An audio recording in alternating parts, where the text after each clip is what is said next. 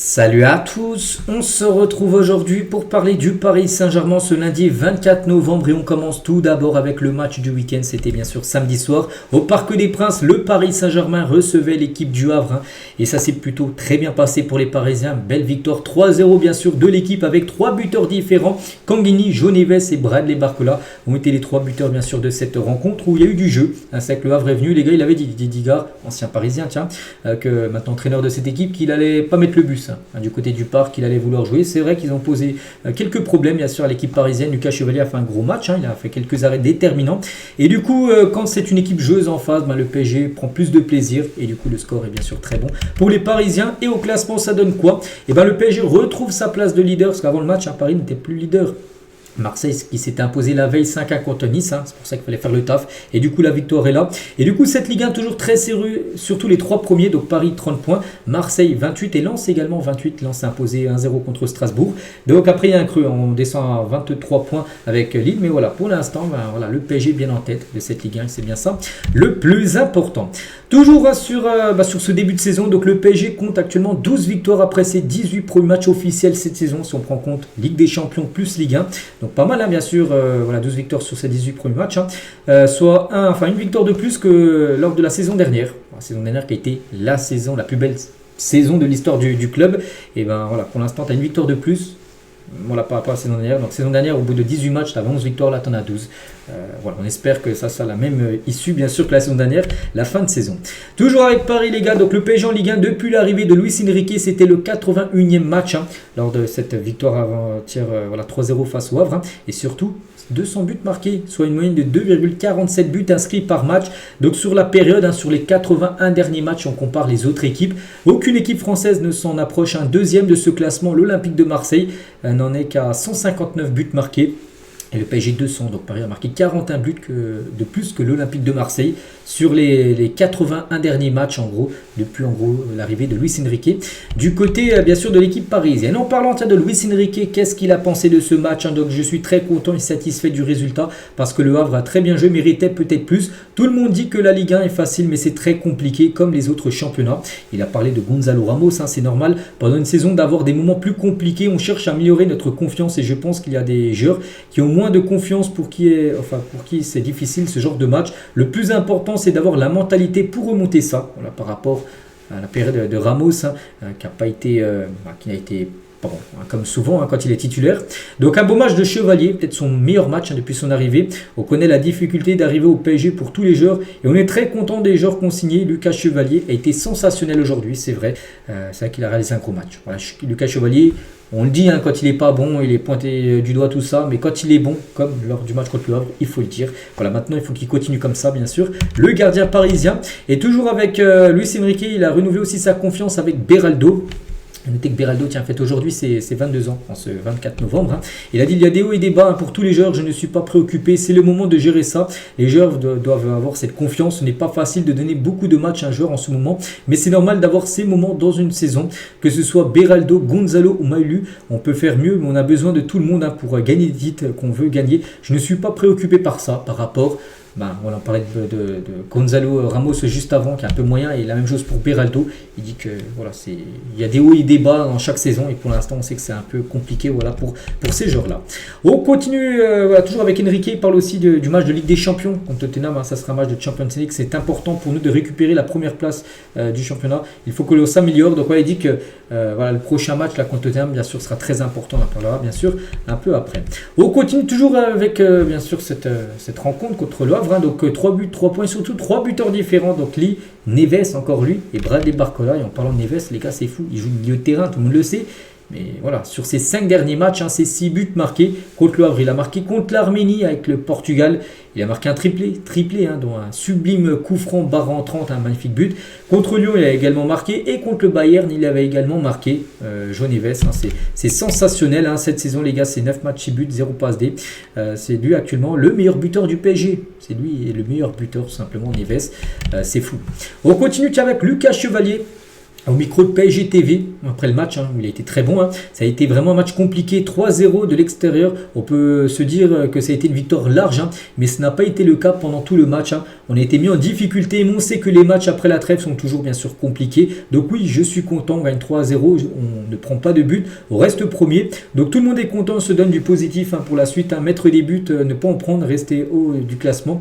On a fait déjà beaucoup de matchs depuis août, il en reste encore beaucoup, donc on va bien récupérer pour préparer le prochain match encore et encore. Donc voilà ce qu'il a pu dire Lucas Chevalier. Bradley Barcola aussi, en interview, on savait que Marseille était devant avant le match, et on se devait de gagner avec la manière, ce qui a été fait bien sûr avec cette victoire, et on travaille beaucoup le fait de ne pas être hors jeu. Et quand j'ai vu que Vara dans l'axe, j'ai déclenché l'appel parce que je savais qu'il allait me la mettre. C'est l'expérience entre la connexion entre le français, Barcola, et le Georgien, bien sûr, Kvaratskhelia.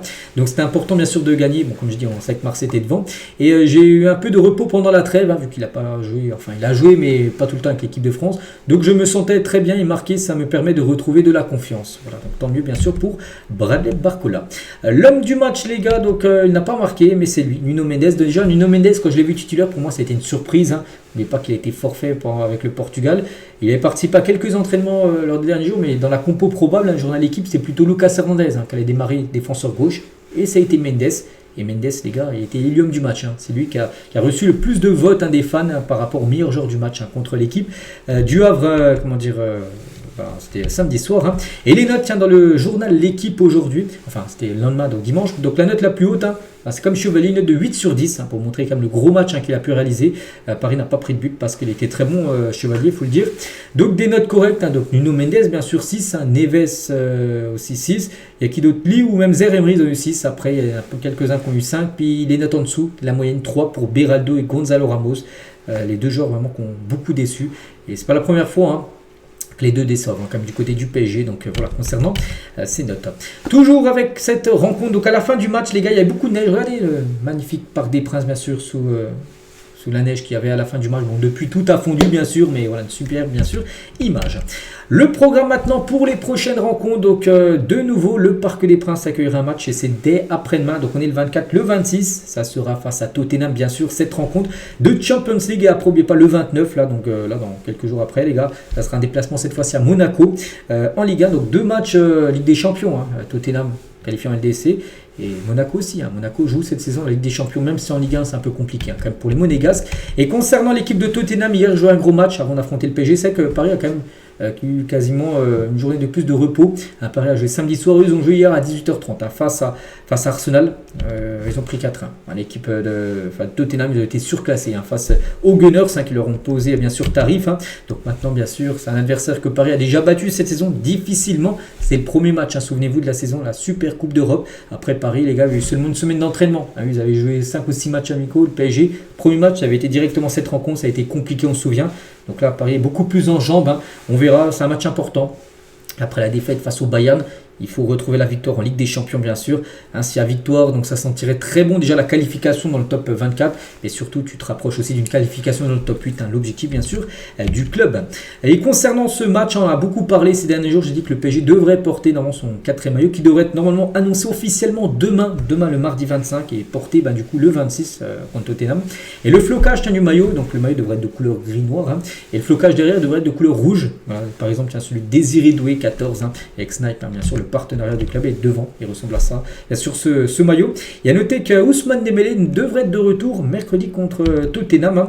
Donc il n'avait pas joué, bien sûr, contre le Havre. Et des sources internes, les sensations du Ballon d'Or sont positives et il connaît bien son corps. Donc on verra donc lundi, aujourd'hui et mardi.